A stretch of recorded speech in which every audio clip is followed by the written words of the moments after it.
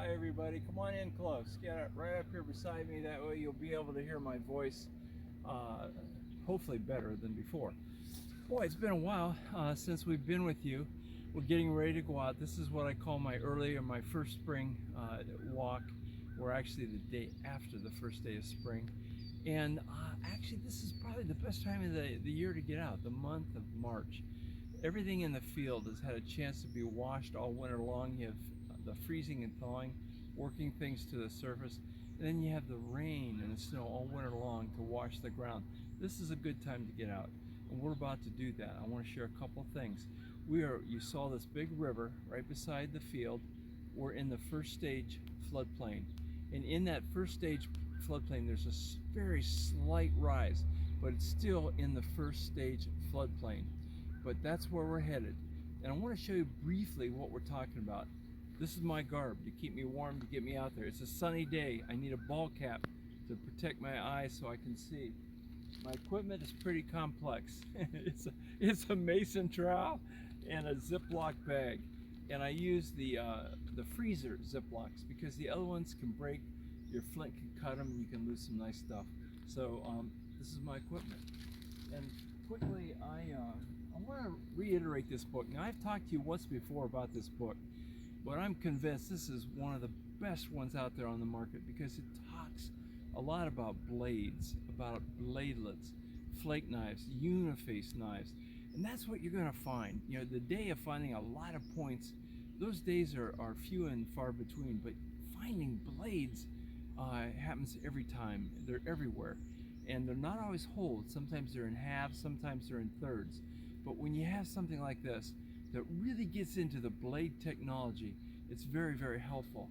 Now this is what I anticipate our finding today. This is a frame of material that came out of a first stage floodplain down here in Coshocton County along one of the big rivers. And this one is probably, actually it's right along the same river, but it's about 5 miles from here. Same primary floodplain, a very slight rise, and these are just a multiplicity of different types of knives and blades and a few scrapers, a preform, some broken points, and here's a broken flint ridge base of a hopeful point. Micro tools, an inch or less micro tools, and they are in these fields like crazy. Most people cruise right over them.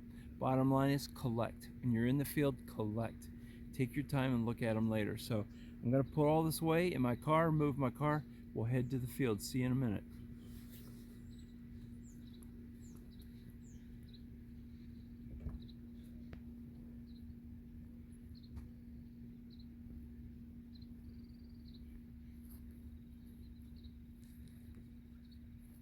We're going to go about 100 yards down the road.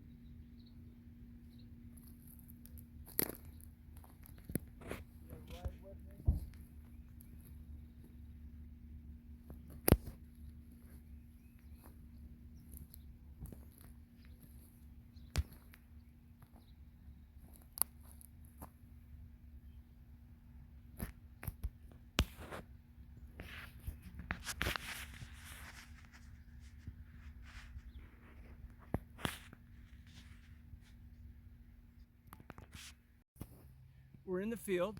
Not my pick of a primary day, but it's a day. It's a good day. We have sun. We can get out. It's early spring. There should be stuff here.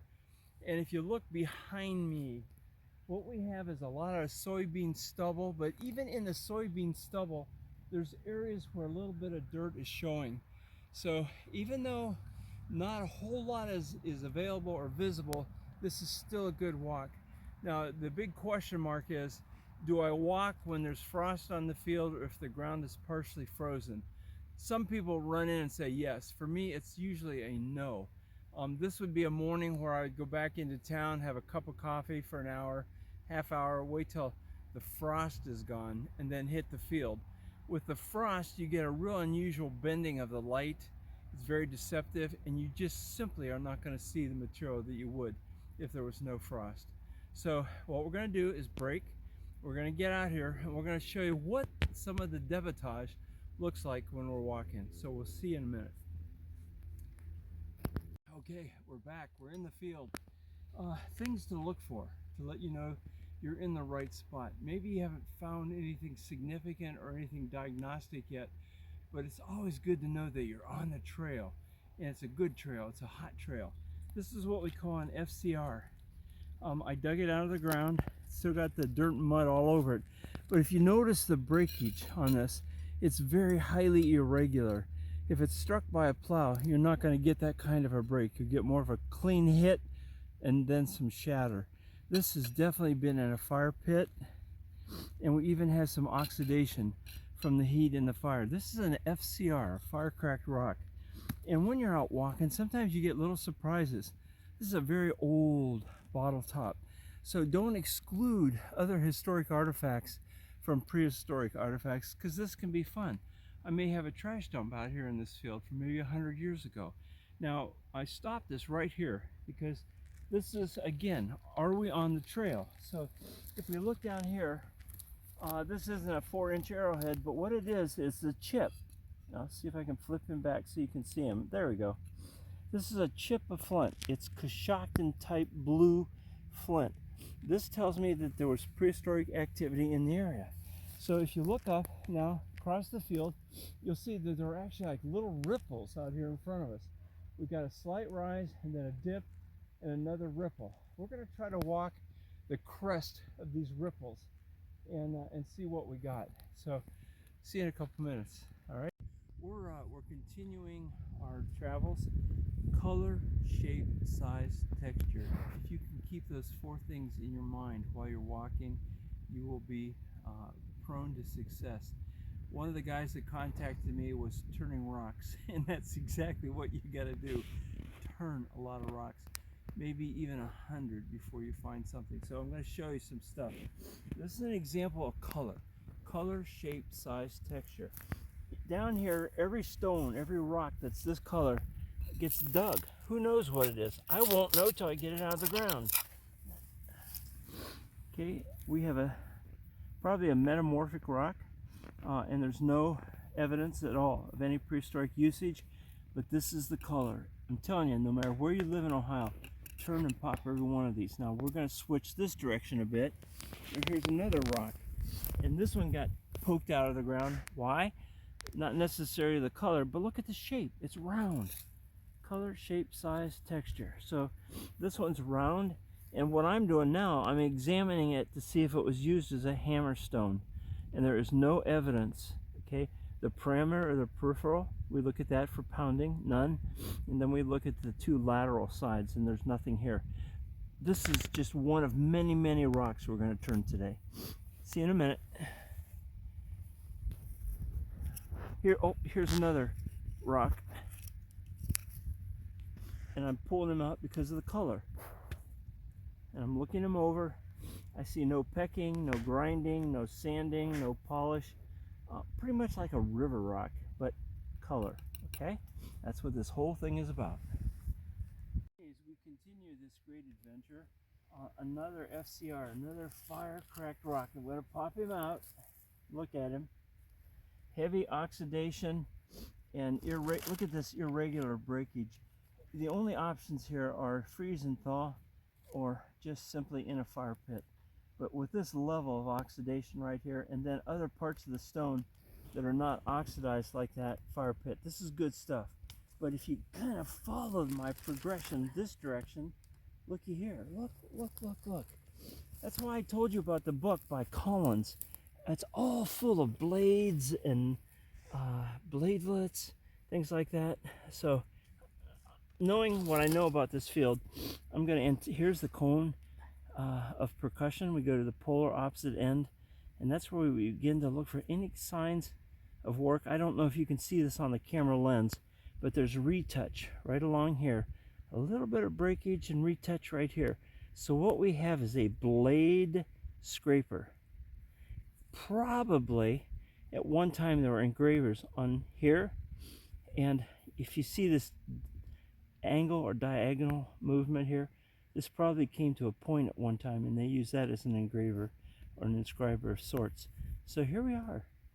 This is a beautiful blade, and here's some of the channel flakes left over from when they made it, and this is what it's all about. This is your early spring walking. here as close as you can. You don't need to see me.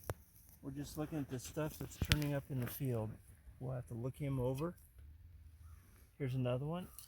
We'll have to look him over. And look over here. There's another one coming out of the ground. This is one big whopping flake knife right here. With a little bit of prehistoric break.